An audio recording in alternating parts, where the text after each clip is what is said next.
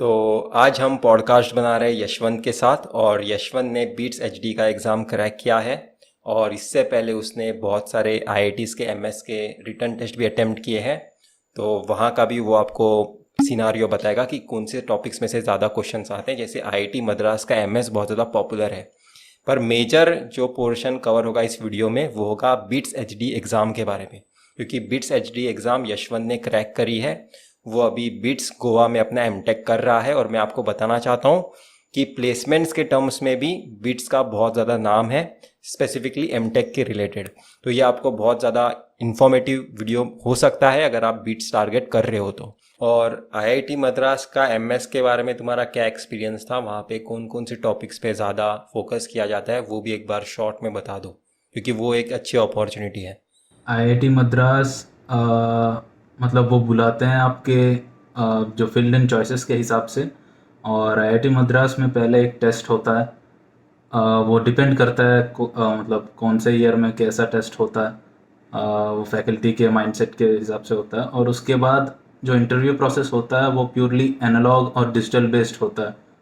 तो एनालॉग में आप अगर पूरे ओप एम्प्स और ये आरएलसी सर्क्यूट्स ये सब आप अगर बेसिक कॉन्सेप्ट से क्लियर हो तो मतलब आपका इंटरव्यू अच्छा खासा जा सकता है।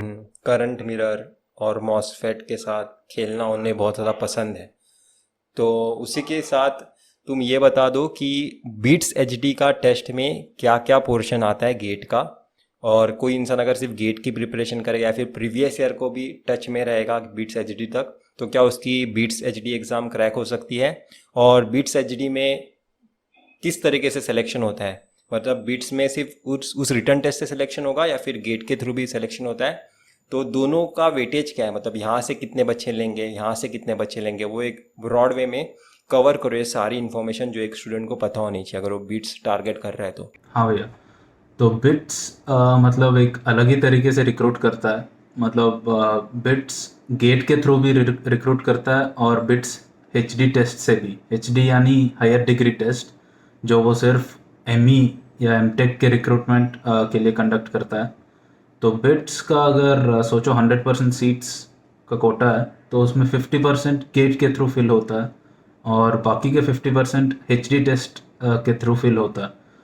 तो कई लोग होते हैं जो मतलब गेट में भी 600 700 800 रैंक मिलके भी वो चाहते हैं कि प्राइवेट इंस्टीट्यूट का एक्सपीरियंस मिले हमको। तो वो बिट्स पे अप्लाई करते हैं गेट स्कोर के थ्रू। तो उनको एक वेट लिस्ट पे लगाया जाता है। तो वो सेपरेट लिस्ट होता है गेट के रिक्रूटमेंट के लिए और एचडी के रिक्रूटमेंट के लिए और अलग लिस्ट होता है। तो ये दोनों लिस्ट में वेट लिस्ट के हिसाब से मतलब सीट्स भरते जाते हैं।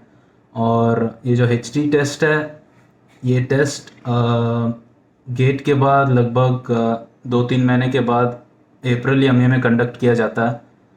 और ये टेस्ट 300 मार्क का होता है जिसमें दो पार्ट होते हैं। पहला पार्ट में 30 क्वेश्चन का होता है जिसमें इंग्लिश और मैथमेटिक्स टेस्ट करते हैं।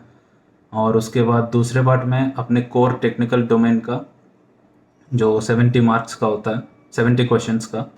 तो कुल मिला के 210 मार्क्स का होता है और प्योरली ऑब्जेक्टिव बेस्ड है, सिंगल चॉइस। और पेपर में आपको गेट के 1 मार्क क्वेश्चंस जैसे क्वेश्चंस देखने को मिलेंगे। और अगर आप गेट के सारे सब्जेक्ट्स के बेसिक्स के साथ क्लियर हो, बेसिक कॉन्सेप्ट्स को क्लियर रखते हो, तो आप बहुत आसान से इसको क्रैक कर सकते हो। और अगर रही बात कट ऑफ्स की तो मतलब 300 में से अगर आपको 130 या 145 मिल जाते हैं तो आपको पिलानी में मतलब बिट्स में बेस्ट ब्रांच मिल जाता है। मतलब बेस्ट यानी आजकल माइक्रो इलेक्ट्रॉनिक्स का बहुत डिमांड है। माइक्रो इलेक्ट्रॉनिक्स मतलब वीएलएसआई डिज़ाइन, जैसे आपको पता है, मतलब मोस्टली वही रहता है। तो माइक्रो इलेक्ट्रॉनिक्स अगर आपको बिट्स पिलानी के मेन कैंपस यानी कि पिलानी में चाहिए तो 130-135 मार्क्स आउट ऑफ 300 काफ़ी रहेंगे। और उसके बाद जैसे जैसे मतलब थोड़ा थोड़ा कट ऑफ कम करके आपको पिलानी और उसके बाद आता है गोवा, उसके बाद हैदराबाद। इस ऑर्डर में आपके ब्रांचेस या स्पेशलाइजेशंस के कट ऑफ्स होते हैं। और वो प्योरली मतलब स्टूडेंट्स के चॉइस के बेसिस पे होता है, मतलब हर साल बदलते रहता है। जैसे कि एक स्टूडेंट हैदराबाद चाहता है तो उसको मतलब हैदराबाद जाना हो जाता है, मतलब वो हैदराबाद ऑप्ट कर लेता है। अगर उसको गोवा चाहिए तो मतलब हैदराबाद के ऊपर रख लेता है प्रेफरेंस में। लेकिन ज़्यादातर ये रहता है कि पिलानी के बाद गोवा होता है और गोवा के बाद हैदराबाद। हम्म।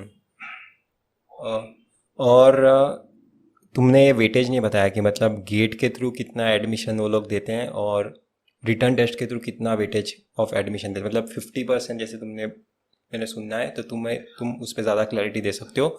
और तुमने लास्ट सीट रैंक के थ्रू कितनी देखने में तुम्हारे नज़र में आई है कि मैंने इतने रैंक तक भी देखा है जिसने डायरेक्ट एडमिशन हुआ है बीट्स में, तुम्हारे कॉलेज का बता दो। हाँ, गोवा में अगर मैं बोलूँ,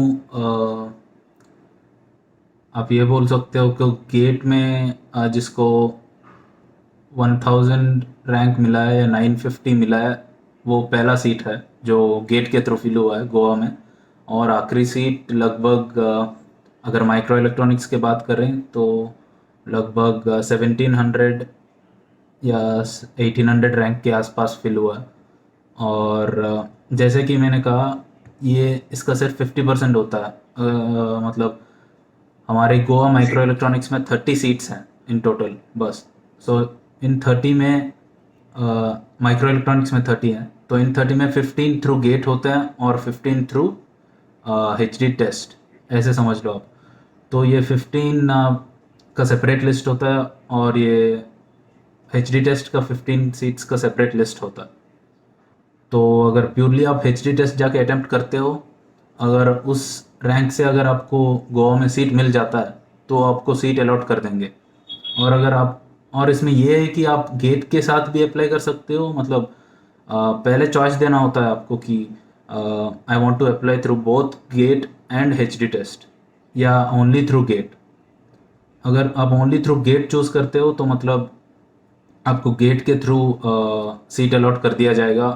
और अगर आप एच डी टेस्ट भी चॉइस चूज़ करते हो तो दोनों में से बेहतर सीट जो आपको मिलता है वो आपको अलॉट कर दिया जाएगा।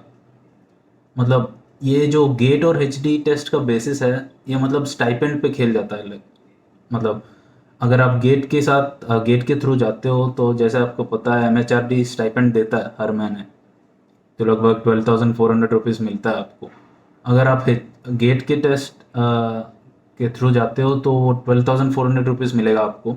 और अगर आप एच डी टेस्ट के थ्रू जाते हो, प्योरली एच डी टेस्ट, तो आपको बिट्स कॉलेज सेपरेटली एक स्टाइपेंड देगा ₹13,400 का, और सिर्फ वही मिलेगा आपको, गेट का नहीं मिलेगा। और अगर आप कितना मिलेगा? 13,400। MHRD से ज़्यादा? हाँ, 1000 ज़्यादा। और या आप जब गेट के थ्रू एडमिट लेते हो तो आपको गेट का 12,400 रुपीज़ मिलेगा और उसके साथ साथ बिट्स का 13,400 रुपीज़ भी मिलेगा। यानी कि आपको हर महीना 25,800 रुपीज़ मिलेगा। ये जो मैं बोल रहा हूँ ये आइडियल केस का है। मतलब अगर पूरे क्लासेस ऑफलाइन होते हैं, मतलब ये कोविड की वजह से थोड़ा बहुत इफेक्ट हुआ हमको, और अगर ये आपका मतलब आइडियल क्लासेस हो जाते हैं जैसे कि आप कॉलेज में ऑफलाइन क्लासेस करें, तो इतना स्टाइपेंड आपको मिल जाएगा। ये इन्फॉर्मेशन मुझे भी पहली बार ही पता चली है।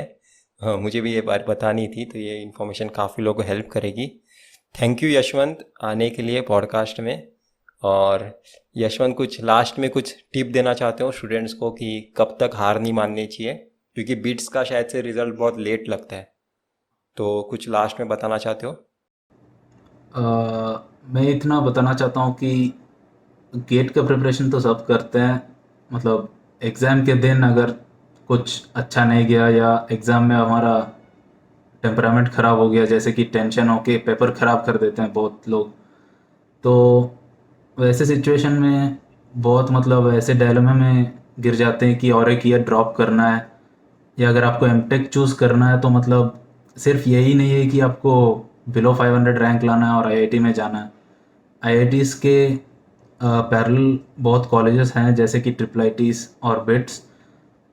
मुझे लगता है कि एक साल ड्रॉप करने से ज़्यादा ये बेहतर रहेगा कि आप यही साल वैसे प्रीमियर कॉलेजेस पे ट्राई मारो, और वो भी मतलब उतना ही इम्पोर्टेंट होता है, मतलब उतना ही फेमस इंस्टीट्यूट है बिट्स और ट्रिपल आईटी, जो आपको प्रॉस्पेक्ट्स इक्वल टू आईआईटीज देते हैं। और मैं ये पॉइंट ऐड करना चाहता हूँ कि प्लेसमेंट्स बिट्स और ट्रिपल आईटी जैसे कैंपस में ऑलमोस्ट अबाउ 90% होते हैं। और मोस्टली ड्रीम कंपनीज जैसे कि कॉलकॉम, तेजस, टेक्सास इंस्ट्रूमेंट्स, ऐसे कंपनीज से भी रिक्रूट्स होते हैं हर साल। तो आपको कुछ डिसअपॉइंट होने की ज़रूरत नहीं है। गेट के रिज़ल्ट आने के बाद भी आप अगर ढंग से आपके सब्जेक्ट्स को रिवाइज करके एचडी टेस्ट पे अपीयर करते हो, आपको बहुत अच्छी सीट मिल सकती है। तो मेरे ख्याल से एक इंसान को कानपुर का एमएस, आईआईटी मद्रास का एमएस, आईआईटी दिल्ली का MS, triple IT Hyderabad, bits, और भी अगर बहुत सारे एमएस के ऑप्शंस होते हैं, एमटेक आर के ऑप्शन होते हैं, हर एक अपॉर्चुनिटी के बारे में सोचना चाहिए। उसके बाद डिसीजन लेना चाहिए कि नेक्स्ट ईयर के बारे में अभी मैं प्रिपरेशन करूंगा।